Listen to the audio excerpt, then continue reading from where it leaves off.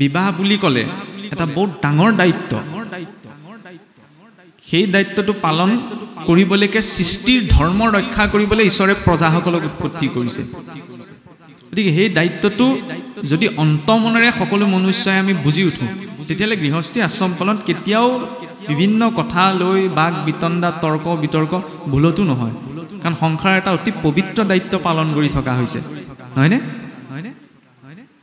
আৰু সেই বিবাহত আবদ্ধ হ'বলৈ যাওঁতে যেতিয়া ঈশ্বৰ আহি উপস্থিত হৈছে তেতিয়া ঈশ্বৰে কৈছে বোলে তোমাক কেনে লক্ষণযুক্ত স্ত্ৰী লাগে তুমি কোৱা তেতিয়া ঋষি কদৰ্মই যিকেইটা লক্ষণৰ কথা কৈছে সেইকেইটা আমাৰ বাবে গুৰুত্ব দিবলগীয়া যে ৰূপেশু লক্ষ্মী সমায়া ধৰিত্ৰী কাৰ্যেশু মন্ত্ৰী কৰণেশু দাসী আহাৰেশু মাতা শতকৰ্ম নাৰী কুল ধৰ্ম জাতা যে এই 6টা গুণ থকা এগৰাকী নাৰীৰ কথা মোক কওক 6টা গুণ কি ৰূপত লক্ষ্মী লক্ষ্মী মানে দেখিবলৈ ধুনীয়া এই কথাটোৱে কোৱা হোৱা নাই লক্ষ্মী বুলি ক'লে আমি পোনপ্ৰথমতেই বুজো ধন ঐশ্বৰ্যৰ গৰাকী লক্ষ্মী বুলি ক'লে নিৰহংকাৰক বুজা যায় সমস্ত জগতৰ ঐশ্বৰ্যৰ গৰাকী হৈও দেৱী লক্ষ্মী ক'ত বহি আছে নাৰায়ণৰ চৰণত তেওঁৰ সন্মানত আঘাত লাগিব বুলিতো ভবা নাই এতিয়া গোটেই বিশ্ব ব্ৰহ্মাণ্ড ঐশ্বৰ্যৰ গৰাকী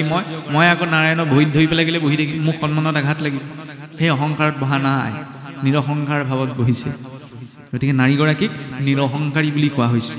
অহংকাৰৰ অটো নাই নাৰীৰ ভিতৰত ৰূপেশু লক্ষ্মী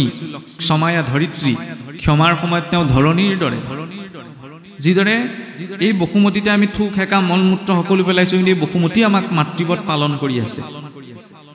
সেইবাবে ৰাতিপুৱা শুই উঠি বসুমতীকো প্ৰণাম কৰা হয় কিছুসকলে এইটো এতিয়া কৈ দিব এইটো বোলে আনদেৱী সেৱা এইটো আনদেৱী সেৱা নহয় বিষ্ণুৰ পত্নী হৈছে বসুমতী গতিকে বিষ্ণু পত্নী আমাৰ 5 গৰাকী মাতৃ হৈছে নিজ মাতৃ বসুমতী গুৰু পত্নী বা মাতৃ গো মাতৃ আৰু বেদ মাতৃ এই 5 গৰাকীৰ মাতৃ স্নেহ আমি পাইছোঁ গতিকে মাতৃৰ প্ৰতি সন্মান জনোৱাটো পুত্ৰৰ দায়িত্ব তাৰ বিষয়ে শাস্ত্ৰৰ মত লোৱাৰ প্ৰয়োজন নাই সেইটো সাধাৰণ মানুহে ঢুকি পোৱা কথা গতিকে বসুমতীও আমাক পালন কৰি আছে গতিকে সেই ক্ষমাৰ সময়ত বসুমতীৰ নিচিনা বুলি কৈছে যে ঘৰখনৰ কোনো অপৰাধ আইগৰাকীয়ে অপৰাধ বুলি গ্ৰহণ নকৰে কোনোবাই কিবা এটা ক'লে ধৰি নাথাকে সমায়া ধৰিত্ৰী কাৰ্যেশু মন্ত্ৰী কাৰ্য কৰা সময়ত মন্ত্ৰীৰ দৰে মন্ত্ৰীৰ কাম কি ৰজাই ভুল সিদ্ধান্ত এটা ল'লেও মন্ত্ৰীয়ে শিকাই বুজাই দিয়ে হয়নে মন্ত্ৰীজনটো সেইকাৰণে ৰজাই লাগে